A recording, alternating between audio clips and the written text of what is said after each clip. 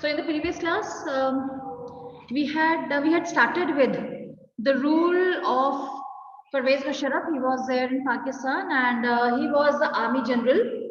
And what he did, that he had, he had overthrown the democracy there, and being an army general, he himself became the leader or the ruler of the country, right? And there he has even issued a referendum, right? And that referendum had given the enormous powers to the Pervez Musharraf. और otherwise ये जो referendum होता है, ये it is there with as per the will of the people. लेकिन ये जो referendum Parvez Musharraf ने इशू करवाया, ये totally malpractices के ऊपर based था, right? It was total a fraud, it was total a malpractices. So in August 2002, on the basis of that referendum, he had issued a legal framework order, right?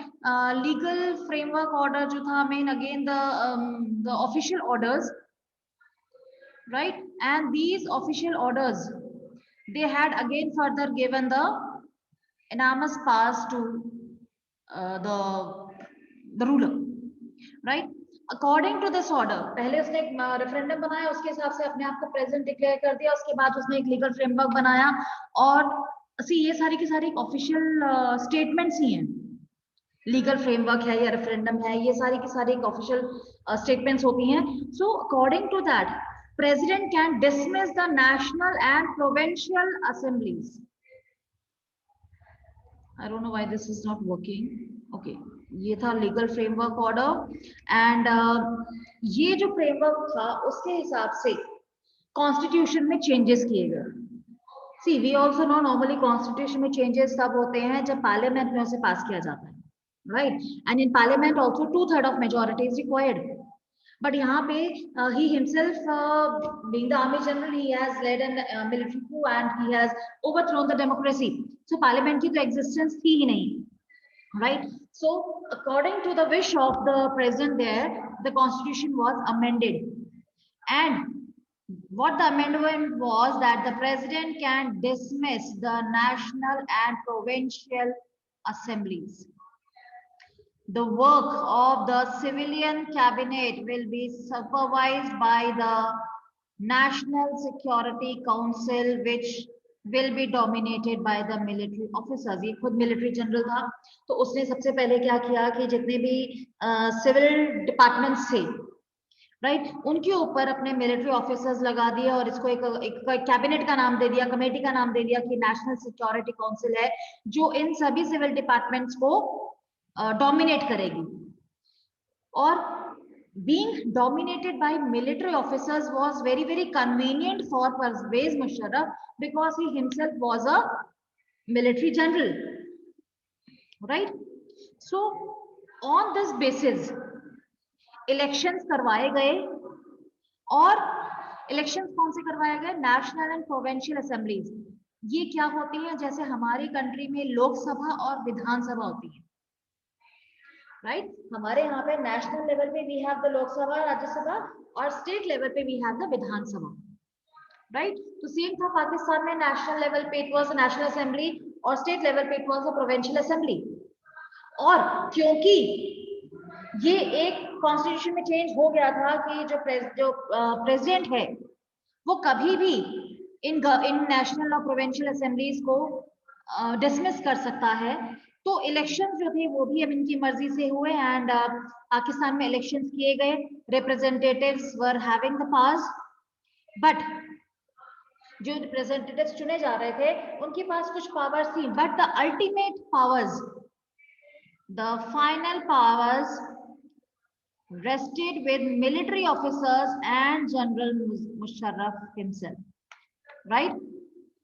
क्यों? क्योंकि ये सारी assemblies जो थी they were controlled by the military officers, right? So final decision was there with the Pervez Musharraf himself and the military officers. So यहाँ पे आप कह सकते हैं कि yes, elections हुए, right? इलेक्शंस हुए और रिप्रेजेंटेटिव्स भी चुने गए, but again the powers or the decision making powers were still there in the hands of general himself and the military officers. So हमारे पास काफी रीजंस है कि इलेक्शंस होने के बाद भी पाकिस्तान जो था वो डेमोक्रेटिक क्यों नहीं रहा. सी अभी करंट सिनेरियो में हम इसको नहीं कनेक्ट कर सकते कि करंट सिनेरियो में that country is a democratic one, right. ये हम तब की बात कर रहे हैं when general Pervez Musharraf was there and he had taken the control of the country, right. So हमारा क्वेश्चन ये होता है कि who are the leaders who are elected by us. क्या जिन्हें हम इलेक्ट कर रहे हैं वो हमारी पसंद के हैं, राइट. सो यहाँ पे भी पाकिस्तान में क्या था कि people have elected their representatives to national provincial assemblies, but those elected were not really the rulers. जिन्हें इलेक्ट किया गया वो एक्चुअल में रूलर्स नहीं थे. क्यों नहीं थे? Why it was not there? Because the decision making powers were not there with the people, right. The decision making powers जो थी वो इन representatives के पास तो थी ही नहीं. Those decision making powers were there in the hands of General Musharraf and the army officials, right. और army officials भी लोगों ने इलेक्ट नहीं किए थे, जनरल मुशर्रफ को भी लोगों ने इलेक्ट नहीं किया था, और जिन्हें लोगों ने इलेक्ट किया था वो डिसीजन नहीं ले सकते थे. ये प्रॉब्लम जो है ये सिर्फ पाकिस्तान की नहीं है. कई ऐसी कंट्रीज हैं जो ये प्रिटेंड करती हैं कि yes we are having the election so we are the democratic one, but actual में what practices are there in those countries, those practices doesn't make those countries a democratic one. Fine. So एक definition हमारे पास यहाँ पर आती है कि democracy में जो फाइनल डिसीजन मेकिंग पावर है that should be there with the people or with those representatives which are elected by the people, right. So real decision making power should be there in the hands of the people, those who are elected by the people. Fine. जिन representatives को हम चुनते हैं decision making power जो है उन्हीं के हाथ में होनी चाहिए. Rest no one should be having the right to take the decisions, right. ये हमारी हो गई है एक डेफिनेशन. ऐसे हमारे पास बहुत सारी डेफिनेशन आएगी जिससे finally we will get the features of the democracy, right. अब एक केस स्टडी हम और लेते हैं चाइना की, राइट. चाइना जो है आपके लिए जानना जरूरी है कि एट प्रेजेंट भी चाइना जो है that is a communist country, right. So it is a communist country.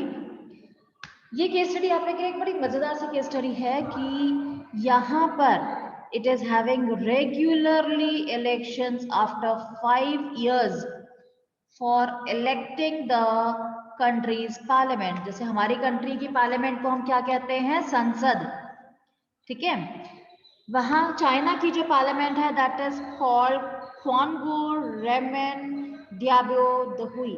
तो इतना हम टफ पढ़ने की जगह हम उसको नाम रखते हैं National People's Congress, right. Popularly it is known as National People's Congress. ये है वहां की पार्लियामेंट. जैसे हमारी पार्लियामेंट जो है वो संसद है, वैसे ही वहां की पार्लियामेंट को कहते हैं नेशनल पीपल्स कांग्रेस. अब ये नेशनल पीपल कांग्रेस का काम क्या है? They has the power to appoint the president of the country, right.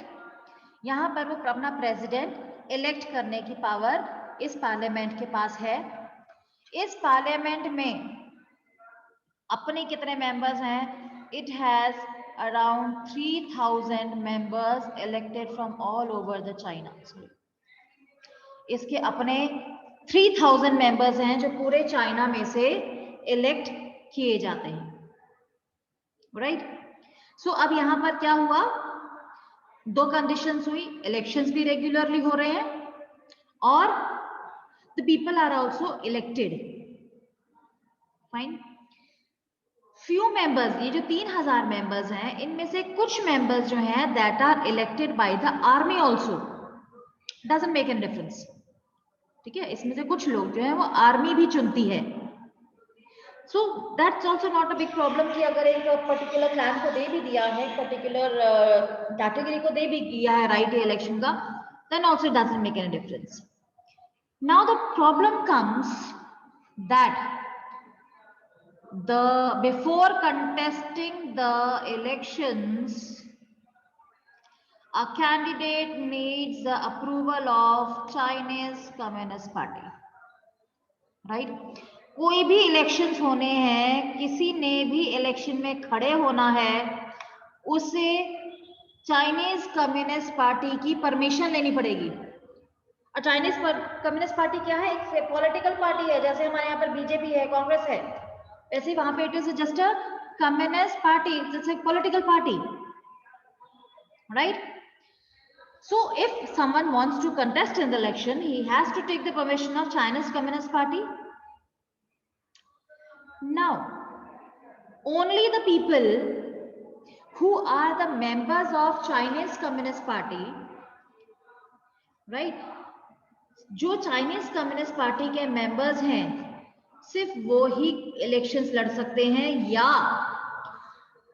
वो लोग जो कुछ और छोटी छोटी पार्टीज के मेंबर्स हैं, लेकिन वो पार्टीज जो हैं they are allied to Chinese communist party, जो पूरी तरह से चाइनीज कम्युनिस्ट पार्टी को सपोर्ट करती हैं।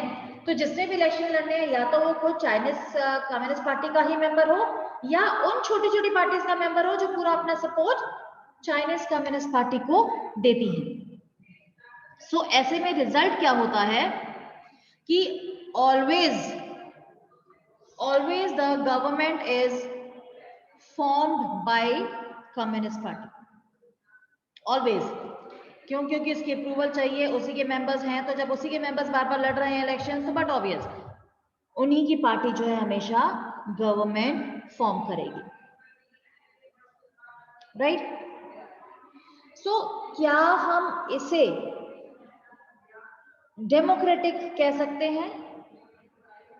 We cannot call it a democratic one, क्योंकि डेमोक्रेसी में जो पार्टीज हैं, ऐसा नहीं है कि एक ही पॉलिटिकल पार्टी हमेशा ही रूल कर रही है and other parties are not getting the chance to win the elections. So in democracy what happens कि the people have the complete choice to choose from the among the people. लोगों के पास इतनी choice होनी चाहिए कि हमें ये पसंद नहीं है, हम किसी और को चुन लें, राइट? इसके साथ एक और हम लोग केस स्टडी पढ़ लेंगे, that is of Mexico. Mexico जो है उसकी बड़ी सारी कंडीशंस जो है वो इंडिया के साथ मिलती हैं, right? But still we can't call it a democratic. Why? As far as the Mexico is concerned, here the elections are held after every 6 years। हमारे 5 years बाद होते हैं, इनके 6 years बाद होते हैं, इतना डिफरेंस है। The country has never been under a military rule, India भी नहीं है, राइट? इंडिया भी कभी भी मिलिट्री रूल के अंडर नहीं आया, मैक्सिको भी नहीं आया। But until 2000 every election was one by a party called PRI। 2000 तक, राइट? मैक्सिको में क्या था कि एक ही पॉलिटिकल पार्टी जो थी वो इलेक्शंस जीत रही थी, right? And that party was PRI. This is Institutional Revolutionary Party. फिलहाल तो अब तो मैक्सिको में भी डेमोक्रेसी है, पर हम ये बात कर रहे हैं टिल 2000 की। वहां पर ऑपोजिशन पार्टीज भी थी, but they could never win the elections. उसका रीजन क्या था? That PRI had always been using the dirty tricks to win the elections,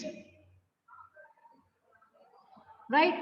जो भी गवर्नमेंट ऑफिशियल है, जो सरकारी नौकरी कर रहा है, उसे पार्टी की मीटिंग्स अटेंड करनी पड़ती थी। Teachers of government schools, they had to force the parents to vote for the PRI. Media was also there in the favor of PRI, and media could not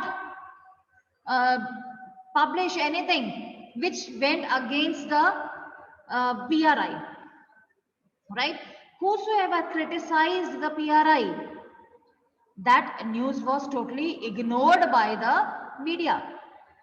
And sometimes what happened, that polling booths जहां पर लोगों ने जाके voting करनी होती है, वो वहां से वो जगह ही बदल देते थे, लास्ट मोमेंट पे बदल देते थे, और लोगों को पता ही नहीं होता था कि अब हमने कहां जाके वोट करना है। और फेक वोट्स जो होते थे वो इस PRI के लिए डाल दिए जाते थे, right? And PRI could had also spent large amount of money in the campaigning. तो यहाँ पे इलेक्शंस भी होते हैं, मेक्सिको में इलेक्शंस भी हो रहे हैं, और I mean the type of government had been the democratic one, right? Opposition भी है, but still this cannot be called as the democratic one. Reason is the dirty tricks that were being used by the government, right? तो यहाँ पे bottom line क्या आती है कि the elections should be free and fair, right? Elections भी होते हैं तो फ्री एंड फेयर होने चाहिए। पाकिस्तान सॉरी चाइना के केस में क्या है कि लोगों के पास एटलीस्ट चॉइस होनी चाहिए, क्योंकि we are having ample of these ministers, I mean these leaders, हम किसी को भी चुन लें। हमारी कंट्री में ये सारी चीजें हैं, ढेर सारी हमारी कंट्री में पॉलिटिकल पार्टीज हैं, we are having ample of the representatives from which we can choose, we are having the choice, right? और ऐसा भी नहीं है कि हमारी कंट्री में एक ही पॉलिटिकल पार्टी जो है इतने सालों से रूल कर रही है, it keeps on changing. This is the second tenure of BJP government, उससे पहले कांग्रेस थी, कांग्रेस ने भी अपने 2 टेन्योर्स पूरे किए थे, 10 इयर्स के, से पहले कोई और गवर्नमेंट है, keeps on changing, right? So ये एक बहुत अच्छा इंडिकेटर होता है that the country is a democratic one, right? अब चाइना में क्या था, चाइना में the elections did not give any choice to the people, right? China में क्या था, people did not have any serious choice, एक ही पॉलिटिकल पार्टी है, कम्युनिस्ट पार्टी है, उसी में से चुनना है, राइट? प्रैक्टिस में कोई भी उनके पास चॉइस नहीं थी। बट अब मैक्सिको में आप कह सकते हैं कि ठीक है, ऑपोजिशन पार्टीज भी थी, रूलिंग पार्टी PRI भी है, देखने में हमें लगता है कि yes at least the choice is there with the people, but actually was it a choice? No, it was not at all. Why? Because that particular government was only elected every time using many of the dirty tricks in the elections, right? So that can also not be called a democratic one. So इन चीजों को अगर हम एक ध्यान में रखते हैं तो हमारे पास अब एक नई डेफिनेशन क्या आती है, that a democracy must be based on a free and fair elections where those in power have a fair chance of losing, right? कि अगर इलेक्शंस हैं तो उसमें अभी अगर जीत गए हैं तो अगर ठीक से काम नहीं करेंगे तो एटलीस्ट नेक्स्ट इलेक्शंस में इन्हें पता है कि हम हार भी सकते हैं, राइट? सो ये एक और हमारे पास फीचर आ गया, that democracy must be based on a free and fair election where those currently in power have a fair chance of losing, right? और ये इलेक्शंस के बारे में ज्यादा डिटेल हम लोग एक और चैप्टर हमें हमारे पास आएगा इलेक्टोरल पॉलिटिक्स का, which is the third chapter of your book, वो हम लोग बाद में करेंगे, right? Because we are having many points to cover till now. Now one person one vote one value, इसे अगर मैं इंडिया के कंसर्न में कहूं तो यस इट इज देयर। हमारी कंट्री में हर पर्सन जो है वो उसकी एक वोट होती है, हर पर्सन को एक वोटिंग राइट मिलता है when that person attains the age of 18, fine? When the person attains the age of 18 तो उसे एक राइट दिया जाता है वोटिंग राइट का, और हर पर्सन को ऑटोमेटिकली मिल जाता है। आपको कहीं अप्लाई नहीं करना पड़ता है, आपको बस अपना एक वोटर कार्ड बनाना पड़ता है, you are there to vote in any of the elections, right. और हमारी कंट्री में हर किसी को राइट है, हर किसी को, जो भी 18 ईयर से अबव है उसके पास ये राइट है, चाहे मेन है चाहे विमेन है। But you will be surprised to know that many countries were there where this right to vote was not given to women. हमारी कंट्री में बेनिफिट क्या था कि जब हमारी कंट्री इंडिपेंडेंट हुई 1947 में, and when the constitution was made, उसी टाइम पर जो विमेन थी उन्हें भी वोटिंग राइट्स जो थे वो दे दिए गए। बट अंटिल 2015 तक सऊदी अरेबिया में the women was not having the right to vote. Estonia has made its citizenship rules in such a way that people belonging to Russian minority find it difficult to get the right to vote. Estonia भी country थी जहां पर ये जो minority वाले लोग थे, specially Russian minority, उनको वोटिंग राइट्स नहीं दिए जाते थे। Fiji, electoral system is such that the vote of an indigenous Fiji has more than value than that of Indian Fijian, कि वहां के जो लोकल लोग हैं उनके जो वोटिंग वैल्यू है, राइट, वो ज्यादा है। और अगर कोई इंडियन फिजियन जो मतलब इंडिया से गया और वहां जाके सेटल हो गया, उसके फोर फादर सेटल हो गए, उसकी वैल्यू जो है वो कम होगी। Say the value of 2 Indian Fijians vote was equal to 1 indigenous Fiji vote, right. तो हमारी कंट्री जो है, हम कह सकते हैं कि we are the fortunate one to get the right to vote. अब अगर आप लोगों को मैं आगे जाके फ्रेंच रेवोल्यूशन चैप्टर भी पढ़ाऊंगी, उसमें भी you will come to know कि यूरोपियन कंट्रीज हमें जहां लगता है कि बड़ी एडवांस कंट्रीज हैं, वहां पर भी फ्रांस जैसी कंट्री जो है उसमें भी the women had to struggle for around 150 years to get the right to vote, right? So democracy, अब एक और डेफिनेशन हमारी आ गई, that in a democracy each adult citizen must have one vote and each vote must have one value, right? Again in जो ये voting system है इसके बारे में हम लोग चैप्टर 3 जो इलेक्ट्रल सिस्टम है उसमें बात करेंगे,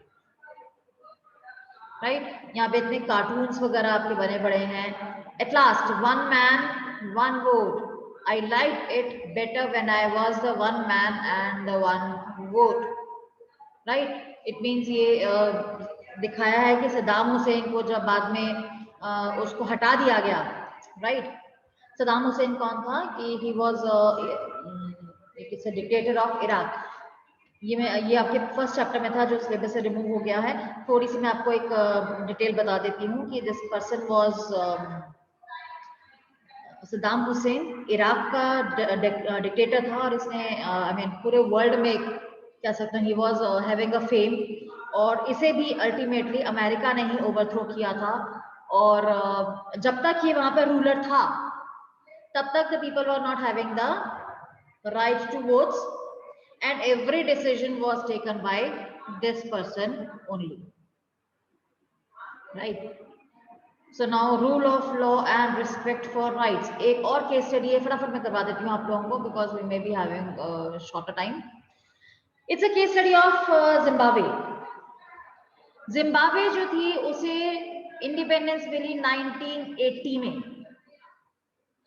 till 1980 country was being ruled by the political party the named ZANU-PF. It was a party that led the freedom struggle. अब इसका जो लीडर था he was Robert Mugabe. Robert Mugabe जो था, अब 1980 में जब इंडिपेंडेंस मिली तो उसके बाद he had ruled the country, I mean he had ruled the country since independence. Elections were held regularly and always won by ZANU-PF. यहाँ भी प्रॉब्लम ये है कि हर बार इलेक्शंस होते थे and it was won by same political parties. यहां भी president ने बड़े ही अनफेयर मीन्स यूज किए so as to win the elections, और कई बार कॉन्स्टिट्यूशन को चेंज किया गया सो दैट कि प्रेसिडेंट की जो पावर्स है वो ज्यादा से ज्यादा इंक्रीज कर दी जाए और रिस्पॉन्सिबिलिटी कम से कम कर दी जाए, right? Responsibilities minimum and powers enormous, right? और यहाँ पर अगर जो ऑपोजिशन पार्टी होती भी थी तो उनको हरास किया जाता था, उनकी मीटिंग्स बंद कर दी जाती थी, उनके अगेंस्ट कोई ना कोई केस लगा दिया जाता था, और even public protest and demonstrations were also illegal. कोई भी जो मीडिया था वो गवर्नमेंट के अगेंस्ट या ZANU-PF के अगेंस्ट कुछ भी प्रिंट नहीं कर सकता था, right? There was a law that limited the right to criticise the president. Law एक पास कर दिया गया जिसके अंदर लोग जो है प्रेसिडेंट को क्रिटिसाइज नहीं कर सकते। Radio, television, all media, it was controlled by the government, और जब वो गवर्नमेंट कंट्रोल था तो वो सिर्फ गवर्नमेंट का ही फेवर कर रहा था, it was only favouring the government, right? there were independent newspapers but the government harassed them। कोई इंडिपेंडेंटली बोलना भी चाह रहा था तो उसे हरास किया जाता था, उन्हें जेल में डाल दिया जाता था, और इवन जो जुडिशरी जो थी वो जो जजेस थे उन्हें भी प्रेशराइज किया जाता था कि वो जजमेंट जो है गवर्नमेंट के फेवर में दे। सो क्या हम यहाँ भी गवर्नमेंट को कह सकते हैं कि it is a democratic one? No, सिर्फ इलेक्शंस हो जाना ही एक डेमोक्रेसी नहीं हो जाती है। Many features are to be attached, are to be followed by every country to call it a democratic one, right? So why this country is not called as a democratic one, we will discuss this tomorrow.